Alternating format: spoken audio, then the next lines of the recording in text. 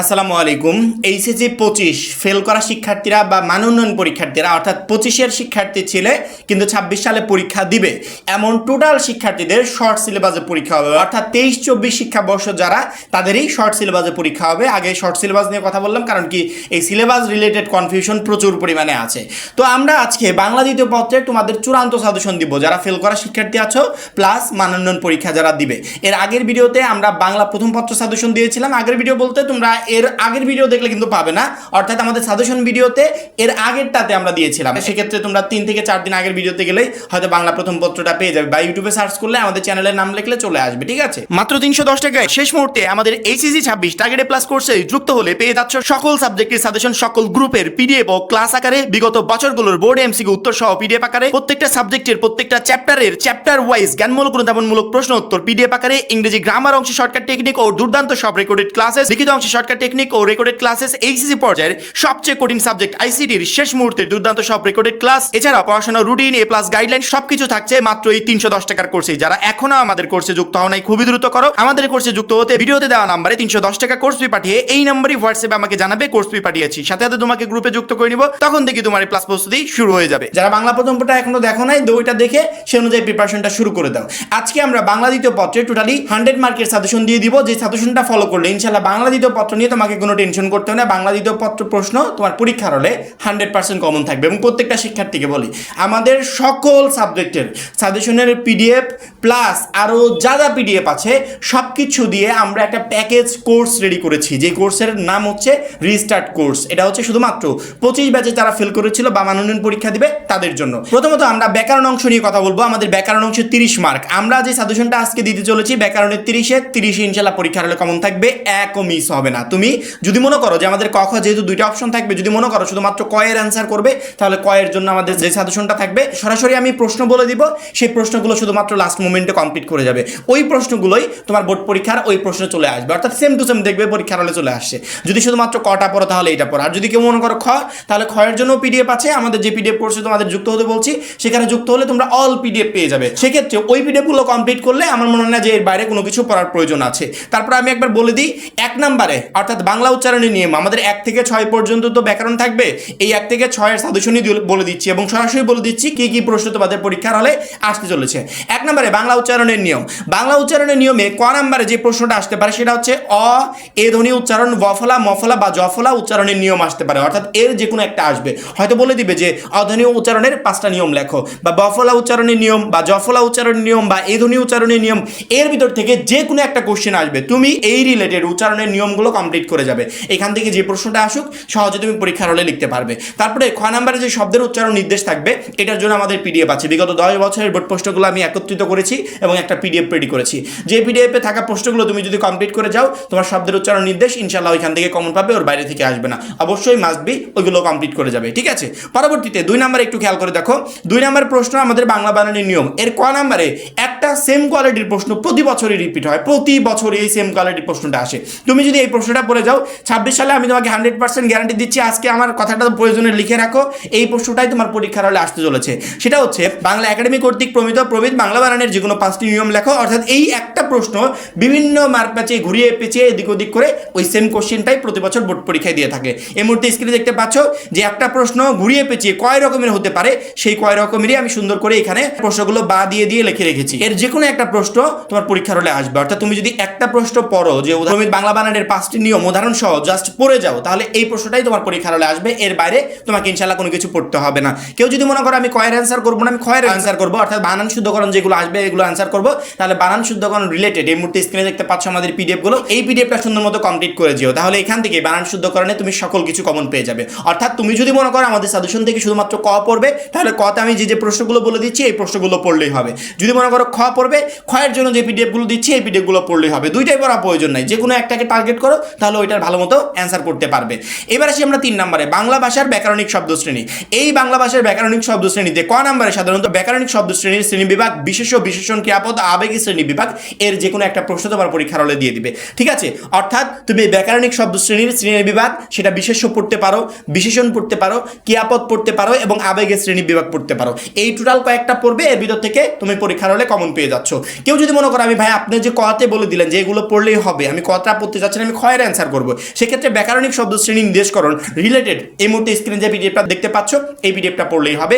ইনশাল্লাহ এই পিডিএফ থেকেই তুমি ব্যাকরণিক শব্দ শ্রেণী নির্দেশকরণ সব কিছু পরীক্ষার হলে কমন পেয়ে যাবে।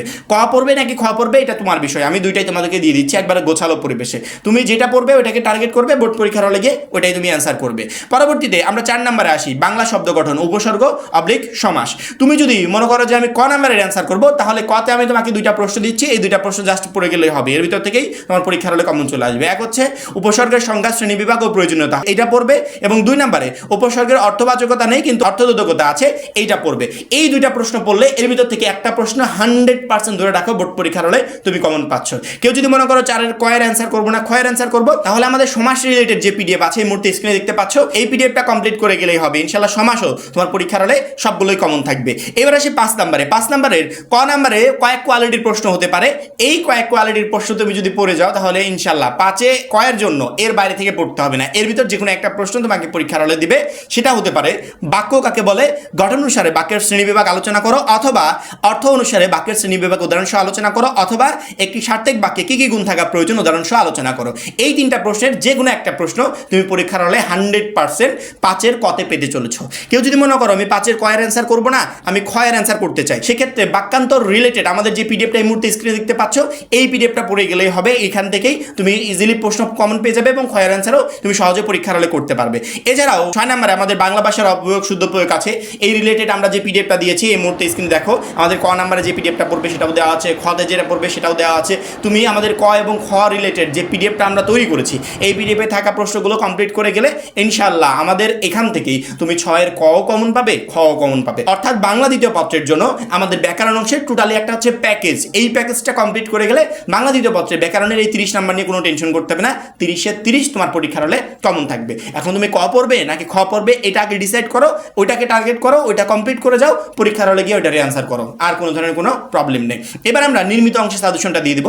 ব্যাকরণের 30 তো কমপ্লিট, এবার নির্মিতর 70 অংশের পালা। নির্মিত অংশের আমাদের 7 নম্বরে থাকবে হচ্ছে পারিভাষিক শব্দ অবলিক অনুবাদ, অর্থাৎ পারিভাষিক শব্দও থাকবে অনুবাদও থাকবে, তোমার যেটা ভালো লাগে সেটার অ্যান্সার তুমি করতে পারবে। ঠিক আছে, পারিভাষিক শব্দের জন্য আমরা এখানে যে পারিভাষিক শব্দগুলো এই মুহূর্তে স্ক্রিনে দেখতে পাচ্ছ যে পারিভাষিক শব্দগুলো দিয়েছি, এগুলো হচ্ছে বিগত 10 বছরে বোর্ড পরীক্ষায় আসছিল, ঘুরিয়ে পেঁচি এই বছরেরটা ওই বছরে, ওই বছরেরটা এই বছরে, এরকম করে ভেরি ভেরি ইম্পর্টেন্ট যে পারিভাষিক শব্দগুলো আছে টোটালি এখানে আমরা একত্রিত করেছি। এখানে থাকা এই পারিভাষিক শব্দগুলো কমপ্লিট করে গেলে আমাদের এই পিডিএফ এর অংশগুলো, তাহলে এখান থেকে ইনশাআল্লাহ পারিভাষিক শব্দ পরীক্ষার হলে কমন পেয়ে যাবে, এর বাইরে থেকে তোমাকে পড়তে হবে না। পরবর্তীতে অনুবাদ রিলেটেড আমরা ভেরি ভেরি ইম্পর্টেন্ট 26 সালের জন্য সেই অনুবাদগুলো আমরা এখানে দিয়েছি। ইনশাআল্লাহ এখান থেকে একটা অনুবাদ পরীক্ষার হলে আসবে। অর্থাৎ তোমাকে আমি এটার জন্য বলবো নির্মিত অংশে ডাবল টার্গেট না করে যে কোনো একটাকে টার্গেট করবে, হয় তুমি পারিভাষিক শব্দ কমপ্লিট করো অথবা অনুবাদ পড়ো, যেটাকে টার্গেট করবে ওইটা রিলেটেড অ্যান্সার পরীক্ষার হলে করবে। ঠিক আছে, পরবর্তীতে আমাদের 8 নম্বরে আছে দিনলিপি প্রতিবেদন। দিনলিপির জন্য আমরা যেগুলো সাজেশন দিয়েছি দেখতে পাচ্ছ, 1 নম্বরে বাংলা নববর্ষ উদযাপনের উপর দিনলিপি, 2 নম্বর তোমার কলেজের প্রথম দিনের অভিজ্ঞতা বর্ণনা করে দিনলিপি, 3 নম্বর লঞ্চ ডুবির ঘটনা বর্ণনা করে দিনলিপি, 4 নম্বর বইমেলা সম্পর্কে দিনলিপি, 5 নম্বর ঐতিহাসিক স্থান ভ্রমণের অভিজ্ঞতা বর্ণনা করে দিনলিপি। দিনলিপির জন্য সবচেয়ে ইম্পর্টেন্ট এগুলো 26 সালের জন্য। অবশ্যই যারা ফেল করা শিক্ষার্থী বা আনন্দ পরীক্ষার্থী আছো, তোমাদের সিলেবাস অনুসারে রেডি করা হয়েছে, এই দিনলিপিগুলো পড়ে যাবে, এখান থেকে একটা পরীক্ষার হলে কমন পেয়ে যাবে। তুমি যদি মনে করো আমি প্রতিবেদন পড়বো, প্রতিবেদন রিলেটেড আমাদের একটা ভিডিও আছে 25 সালে, সেই ভিডিওটা তোমরা দেখে পরীক্ষা দিয়েছিলে, ওই প্রতিবেদন রিলেটেড ভিডিওটা দেখলে প্রতিবেদন এতগুলো কষ্ট করে পড়তে হবে না, প্রতিবেদন কিভাবে পরীক্ষার হলে সহজে লিখতে হয় তুমি একদম ইজিলি বুঝতে পারবে। তারপরেও সাজেশন দেওয়া লাগবে, সেই হিসেবে আমরা এখানে প্রতিবেদনগুলো দিয়েছি, এখান থেকে একটা পরীক্ষার হলে ইনশাআল্লাহ কমন পেয়ে যাবে। 1 নম্বর দিয়েছি খাদ্যে ভেজাল ও তার প্রতিকার বিষয়ে প্রতিবেদন, 2 নম্বর দ্রব্যমূল্য ঊর্ধ্বগতি ও প্রতিকারের উপায় সম্পর্কে একটি প্রতিবেদন, 3 নম্বর নববর্ষ উদযাপন ক্রিয়া প্রতিযোগিতার বর্ণনা দিয়ে প্রতিবেদন, 4 নম্বর তোমার শহরের যানজট সমস্যার উপরে প্রতিবেদন, 5 নম্বর ভয়াবহ সড়ক দুর্ঘটনা বিবরণ দিয়ে প্রতিবেদন, তারপরে ইন্টারনেট ফেসবুকের কুফল ও সুফল সম্পর্কে প্রতিবেদন, তারপরে লাস্ট হচ্ছে তোমার কলেজের গ্রন্থাগার সম্পর্কে অনুসন্ধানীমূলক প্রতিবেদন। এই প্রতিবেদনগুলো সবচেয়ে ইম্পর্টেন্ট, এখান থেকে একটা তুমি পরীক্ষার হলে পেয়ে যাবে। সেক্ষেত্রে এই প্রতিবেদনগুলো কমপ্লিট করবে এবং মাস্ট বি আমাদের যে শর্টকাট টেকনিক নিয়ে ভিডিওটা আছে সেই ভিডিওটা ইউটিউবে গেলে সার্চ দিলে তুমি পেয়ে যাবে, ওই ভিডিওটা দেখে যাওয়ার চেষ্টা করবে। পরবর্তীতে 9 নম্বরে আমাদের আছে বৈদ্যুতিন চিঠি আবেদনপত্র, দুইটার জন্য আমাদের সাজেশন আছে। তুমি যদি মনে করো বৈদ্যুতিন চিঠি পড়বে, সেক্ষেত্রে এখানে আমরা যে বৈদ্যুতিন চিঠিগুলো দিয়েছি সেগুলো পড়তে পারো। যদি মনে করো যে আবেদনপত্র পড়বে, তাহলে ক্ষয়ের জন্য আমরা যেগুলো দিয়েছি সেগুলো তুমি পড়তে পারো। তবে যে কোনো একটাকে টার্গেট করবে, তাহলে অল্প সময়ে ভালো মতো একটা প্রিপারেশন নিতে পারবে। 1 নম্বরে আমরা বৈদ্যুতিন চিঠির জন্য যেটা দিয়েছি সেটা হচ্ছে জরুরি রক্তের প্রয়োজনীয়তা জানিয়ে বন্ধুকে ইমেল লেখো, তার পরবর্তীতে বাংলা নববর্ষের শুভেচ্ছা জানিয়ে বন্ধুকে ইমেল লেখো, পরবর্তীতে বন্ধু পিতামাতার মৃত্যুতে সান্ত্বনা জানিয়ে একটি ইমেল লেখো, জন্মদিনের শুভেচ্ছা জানিয়ে বন্ধুকে ইমেল লেখো, ইন্টারনেট ফেসবুক মোবাইল ফোন ব্যবহারের সুফল ও কুফল জানিয়ে ছোট ভাই বা বন্ধুর বন্ধুর কাছে ইমেল লেখো। এই বৈদ্যুতিন চিঠিগুলো সবচেয়ে ইম্পর্টেন্ট 26-এর জন্য, এগুলো পড়ে যাবে ইনশাল্লাহ। এখান থেকে একটা পরীক্ষার হলে কমন পেয়ে যাবে। আবেদনপত্রের জন্য যেগুলো দিয়েছি সেগুলো হচ্ছে কোনো বাণিজ্যিক প্রতিষ্ঠানে হিসাবরক্ষক পদে, ম্যানেজার পদে, অফিসার পদে নিয়োগ লাভের জন্য আবেদনপত্র, 2 নম্বরে ছুটি চেয়ে অধ্যক্ষের নিকট আবেদনপত্র, 3 নম্বরে শিক্ষা সফরে যাওয়ার অনুমতি চেয়ে অধ্যক্ষের নিকট আবেদনপত্র, 4 নম্বরে প্রাথমিক মাধ্যমিক সহকারী শিক্ষক পদে নিয়োগ লাভের জন্য আবেদনপত্র, 5 নম্বর তোমার এলাকার বিদ্যুৎ বিভ্রাটের প্রতিকার চেয়ে সংবাদপত্রে প্রকাশের জন্য। তার পরবর্তীতে দিয়েছি তোমার কলেজের লাইব্রেরি ক্যান্টিন স্থাপনের অনুমতি চেয়ে অধ্যক্ষের নিকট আবেদনপত্র, পরবর্তীতে বিনা বেতনে পড়ার অনুমতি চেয়ে অধ্যক্ষ বরাবর আবেদনপত্র। এই টোটাল আবেদনপত্রগুলো পড়ে গেলে এখান থেকে একটা পরীক্ষার হলে ইনশাল্লাহ কমন পেয়ে যাবে। 10 নম্বরে সারাংশ অবলিক ভাব সম্প্রসারণ, অর্থাৎ দুইটাই আসবে, যে কোনো একটা অ্যান্সার করতে হবে। তুমি যদি ককে টার্গেট করো যে সারাংশ পড়ে যাবে, তাহলে সারাংশের জন্য যেগুলো দিয়েছি এগুলোই এনাফ, ঠিক আছে, এর বাইরে পড়তে হবে না। আর যদি মনে করো না ভাব সম্প্রসারণ পড়বো, তাহলে ভাব সম্প্রসারণের জন্য যেগুলো দিয়েছি এগুলো এনাফ, ইনশাল্লাহ এর বাইরে পড়তে হবে না। সারাংশের জন্য 1 নম্বরে দিয়েছি স্বাধীন হবার জন্য যেমন সাধনার প্রয়োজন, পরবর্তীতে মানব শ্রেণীর তুলনা নেই, তার পরবর্তীতে সময় ও স্রোত কাহার জন্য, তারপরে ভয়ানক অভ্যাস ভয়ানক জিনিস, পরবর্তীতে আজকের দুনিয়াটা আশ্চর্যভাবে অর্থের, পরবর্তীতে বৃক্ষের দিকে তাকালে জীবনের, মানুষের মূল্য কোথায়, মানুষের সুন্দর মুখ দেখে আনন্দিত হয় না, বিদ্যা মানুষের মূল্যবান সম্পদ, অভাবে আছে বলিয়া জগৎ। এই টোটাল সারাংশগুলো কমপ্লিট করে যেতে হবে, তাহলে এখান থেকেই একটা পরীক্ষার হলে তুমি ইজিলি লিখতে পারবে। পরবর্তীতে খ নাম্বার যদি কেউ পড়ো, তাহলে ভাব সম্প্রসারণের জন্য দিয়েছি খোদার রাজে পৃথিবী গদ্যময়, পরবর্তীতে দুর্জন বিদ্যান হলো পরিত্যাজ্য, কীর্তিমানের মৃত্যু নেই, সুশিক্ষিত লোক মাত্র স্বশিক্ষিত, জীবে প্রেম করে যেজন, অন্যায় যে করে আর অন্যায় যে সহায়, স্বাধীনতা অর্জনের চেয়ে স্বাধীনতা রক্ষা করা কঠিন, প্রাণ থাকলে প্রাণী হয় কিন্তু পরবর্তীতে সাহিত্য জাতির দর্শন স্বরূপ। এই টোটাল ভাব সম্প্রসারণগুলো পড়ে যাবে, এখান থেকে একটা পরীক্ষার হলে পেয়ে যাবে। যদি এইটাকে টার্গেট করো, ক দুইটাকে টার্গেট করার দরকার নেই, তাহলে কমপ্লিট করতে পারবে না, যে কোনো একটাকে টার্গেট করো, তাহলে ওইটা থেকেই পরীক্ষার হলে ইনশাল্লাহ কমন চলে আসবে। পরবর্তীতে 11 নম্বরে আমাদের আছে সংলাপ অবলিক ক্ষুদে গল্প।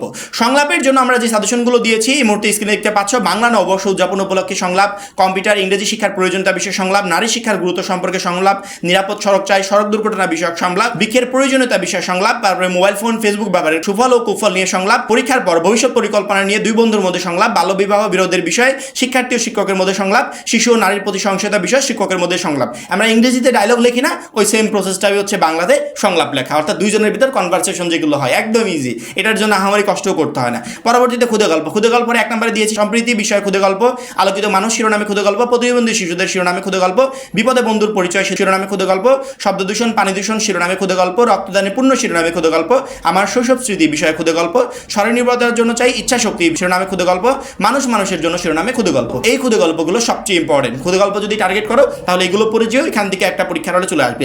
লাস্ট আমাদের হচ্ছে প্রবন্ধ রচনা। প্রবন্ধ রচনা সবগুলো পড়তে হবে না, তুমি যদি 1 থেকে 6 পর্যন্ত পড়ে যাও, তারপরে পরীক্ষার হলে কমন থাকবে। আর কেউ যদি মনে করো যে 5 থেকে পরবর্তীগুলো পড়বো, তারপরে পরীক্ষার হলে কমন থাকবে, সবগুলো পড়তে হবে না। তুমি যদি মনে করো আমি ডিজিটাল বাংলাদেশ, মানব কল্যাণে বিজ্ঞান, কৃষিকাজে বিজ্ঞান, বাংলাদেশের পর্যটন, কম্পিউটার, এগুলো পড়ে যাবো, পরীক্ষার হলে কমন থাকবে। তুমি যদি মনে করো যে বাংলাদেশের পর্যটন, কম্পিউটার, ইন্টারনেট, অধ্যাবসায়, স্বদেশ প্রেম, এগুলো পড়ে যাবো, তারপরে পরীক্ষার হলে কমন থাকবে। অর্থাৎ সবগুলো পড়তে হবে না, আর সবগুলো পড়লে পরীক্ষার হলে যে কয়টা আসবে প্রত্যেকটাই তোমার কমন থাকবে, একটাও ইনশাল্লাহ মিস হবে না।